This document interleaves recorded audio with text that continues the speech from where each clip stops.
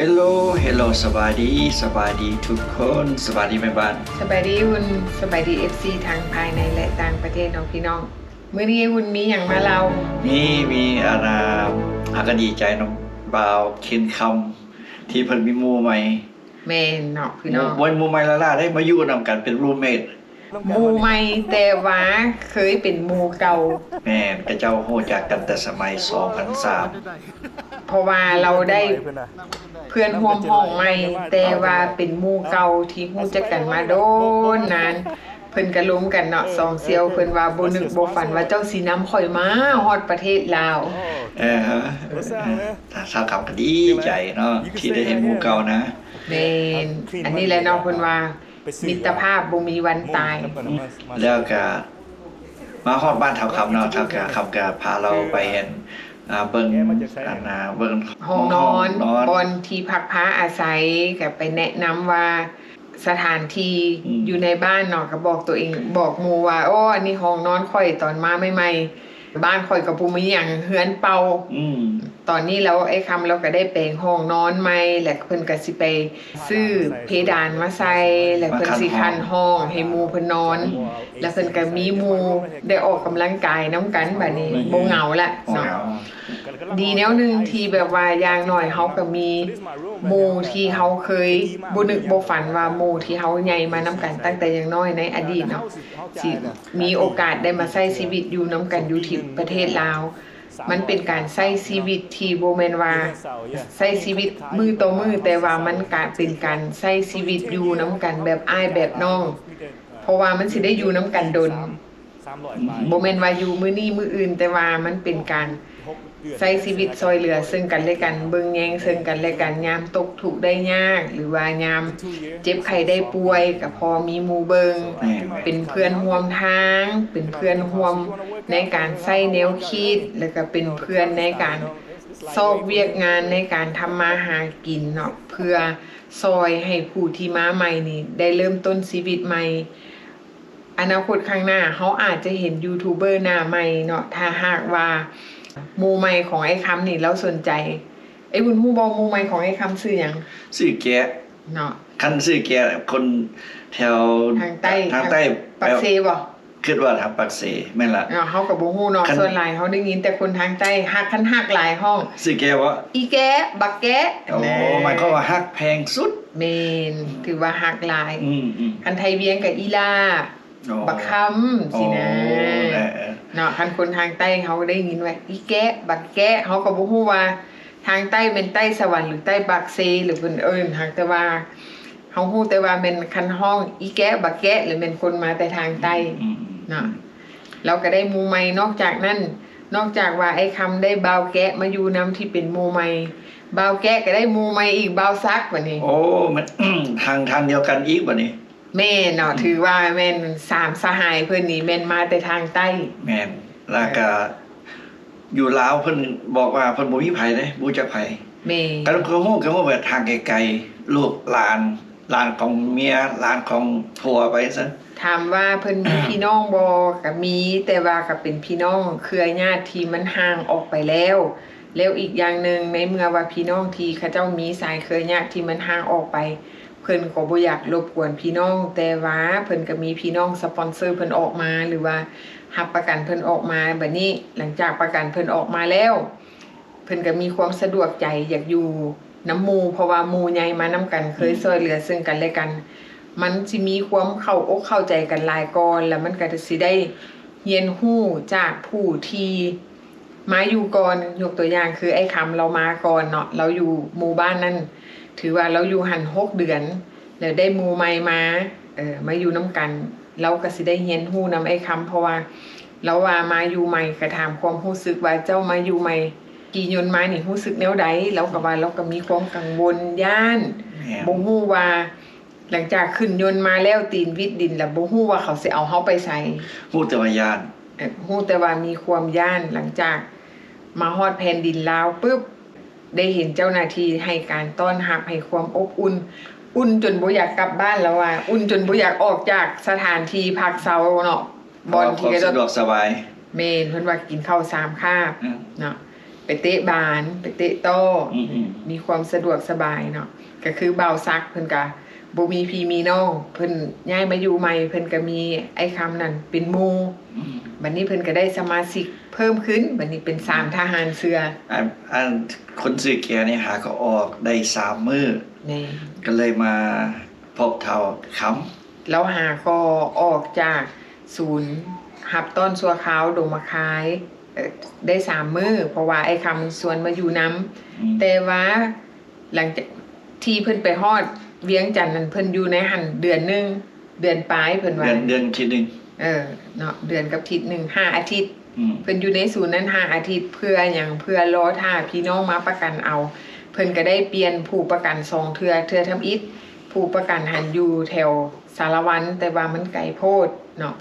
บ่มีความสะดวกหลังจากนั้นเพิ่นก็เปลี่ยนผู้รับประกันใหม่เพิ่นจึงได้ออกมาอยู่ทางนอกหลังจากนั้นก็แม่นไปพ้อกับไอ้คำที่เขาเจ้าติดต่อหากันก็คือเฮาว่าเนี่ยไอ้คำแล้วว่าบ่นึกบ่ฝันว่าเห็นกันตั้งแต่น้อยเป็นหมู่กันตั้งแต่อยู่อเมริกาบ่คิดบ่ฝันว่าหมู่สินำมานํมาเนาะนำมาฮอดประเทศลาวมันเป็นสิ่งที่บ่คาดฝันแล้วอีกอย่างหนึงเขาเจ้าก็ถามเราเบาซักได้ถามเบาแก้ว่า เจ้าถือเจ้าหน้าที่ไอ้กักตัวได้แบบใดเนาะจับอยู่หนทาง อืม เนาะในขณะที่แบบว่าขับรถเขาก็ไปเอาอยู่ตามท้องถนนเลย ที่ไอ้ที่เขาเจ้าเห็นอยู่ใส่เขาก็จับอยู่หั่น อืม บางคนเขาก็ไปขอเอาอยู่บ้านเนาะอันนี้มันก็เป็นเคสหนึ่งที่เรามาเล่าให้ทุกคนได้ฟังจากที่บ่มีพี่มีน้องก็ยังโชคดีว่ามีหมู่สิ่งสำคัญก็คือทำใจ เนี่ยก็จะก็ซอยกันเนาะอดเอาค่ะก็จะก็ว่าอดทนเอา เจ้าให้กำลังใจซึ่งกันและกัน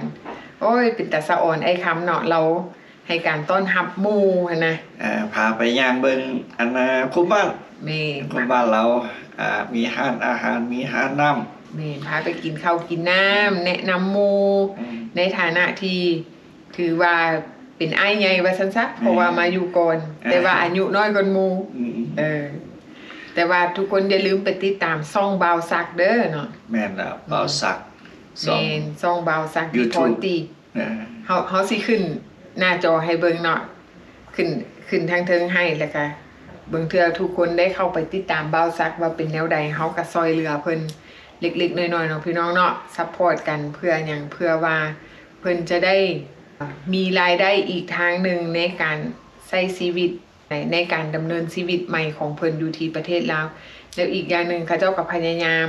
หาช่องทางวิธีใดที่เขาเจ้าจะสามารถสร้างรายได้ให้เขาเจ้าได้เนาะเขาเจ้าก็หาถูกช่องทางแต่ว่าช่วงนี้แม่นบ่าวซักเพิ่นก็เฮ็ด YouTube ไปซะก่อน แม่น จนกลัวว่าเขาเจ้าจะซอกอาชีพที่มันเป็นหลักแรงเนาะอาชีพถาวร เบาสังหาก็ย้ายไปได้2 เดือนใหม่ๆยังใหม่ๆอยู่ แม่น คือถ้าเบาค้ำเนาะเขียนค้ำก็อยู่ไประหว่าง 6-7 เดือนละ แม่นเนาะบ่าวแกะ How you like Lao, man? This your week, your first week, boy, man. My first day, man. Your first day, wasn't it? First day. I mean, my First third, week? My third day. Your third day ออก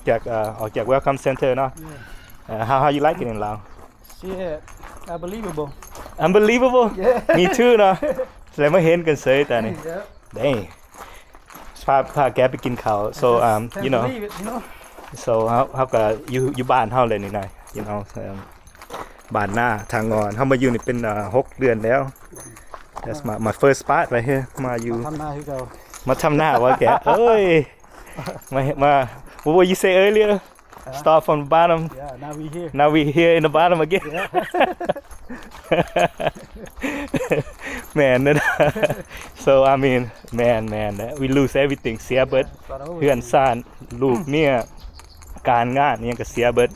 เลยเฮามาเริ่มชีวิตใหม่อยู่เมืองลาวนี่ This is real life. over สิ here. real life เลยนี่นะ yeah ain't no fake over here this 100% real ตอนขี่ยุ่นคิดจังไรแก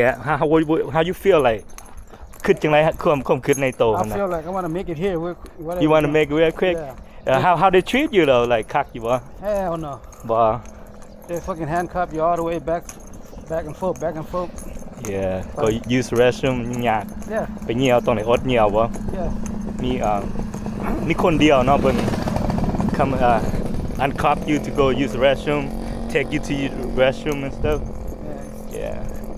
hard to come back, you know, by the time you get here. So when you land to Laos เป็นยังไงล่ะตื่นเต้นอยู่วะ Yeah, so I'm like nervous. Nervous Yeah. Me too everybody is Yeah. but you know they welcome us with open arm you know Oh yeah, they like you know มาซอยhelp develop Laos yeah, they respect.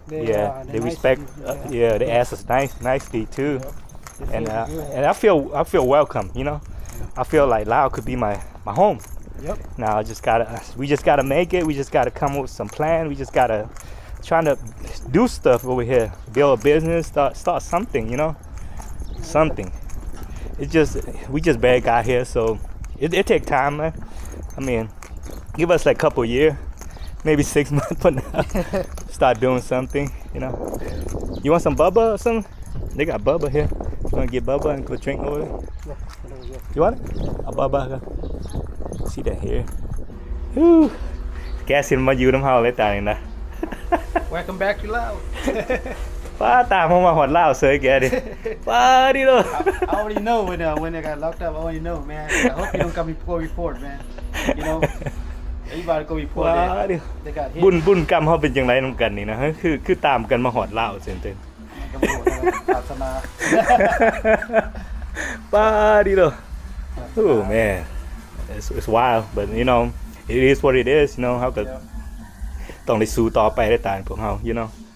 บ่มีทางเลือกเลย you know but As long as you can, you know, as long as you survive, you good. yeah You know, yeah you're still here. yeah we still living we still breathing you know ยังมีความหันใจอยู่ so man just life go on you know Yeah. คิดหยังก็ปวดหัวซื่อๆเนาะ Yeah. Get back up with me. Man. เฮ็ดเฮาแบบบุ๊บล่มซ้ำ yeah คิดหลายกับ อ่อนเพลียซ้ำ อ่อนเพลียก็ตายไว้ you know so บ่คิดดีกว่าเนาะ Yep. Move forward. That's it. yeah move forward ไปต่อหน้าเลยละลูกผู้ชายเนาะต้องสู้เนาะแก yeah It's not over for now. โอเคพามาเลาะบ้านนะสบายดีสบายไหมพาหมูมันเลาะบ้านหน้า มันเลาะโอ้ ต้องมาสูงเลยเนาะ ฮะ Fall from the sky down here now. ถึกเทวราตรีมา อยู่ดีบ่ดีเนาะของเขาเนาะ ง่วงเลยนี่เนาะ ง่วง อยู่ดีบ่ดีนั่นได้ขี้ลือร้ายเนาะ ขึ้นสูงหลายเนาะ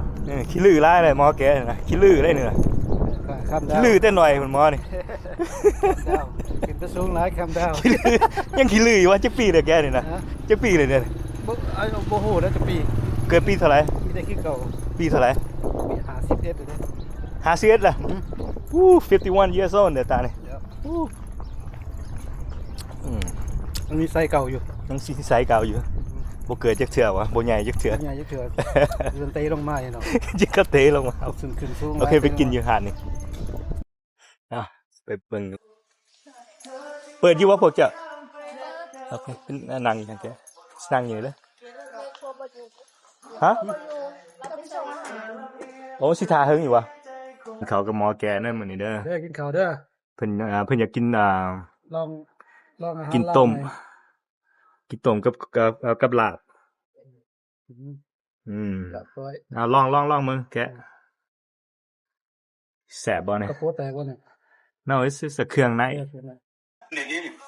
Go ahead and enjoy that. Yeah, enjoy that. โอเค Huh? Yeah, that's good. You guys work together. It's good.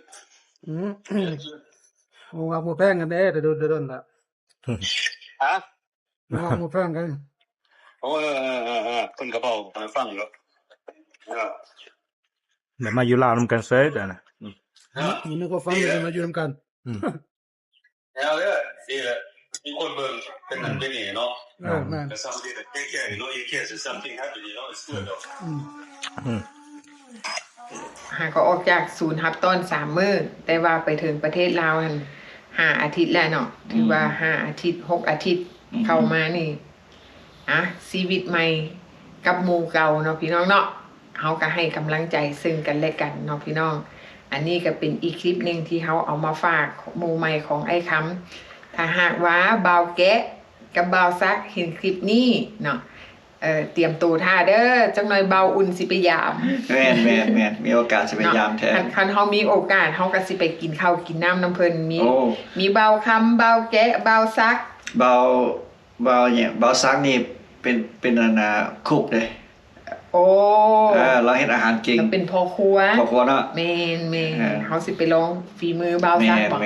ม่นเฮาตามที่เฮาเบิ่งหลังคลิปของเราเฮ็ดอาหารเป็นแต่แซ่บ โอ้เนาะเบาซักเตรียมตัวไว้เด้อเดี๋ยวเบาอุ่นสิไปยาม ไปพบกันพบกันในเวลาไว้นี่ละ เนาะโอเคเนาะพี่น้องเนาะอันนี้ก็เป็นคลิปดีๆที่เฮาเอามาฝาก เดี๋ยวเบาซัก เบาแกะ เบาแกะ ครับ เบาคำน่ะเดี๋ยวเสียส่งเบาอุ่นไปดูน้ำ โอ้ม่วนแท้แล้วสายสุด เป็นสายสูตรเนาะพี่น้องเนาะพอกันใหม่คลิปหน้าเด้อสำหรับคลิปนี้ขอลาไปก่อน บ๊าย บ๊าย บา บาย ย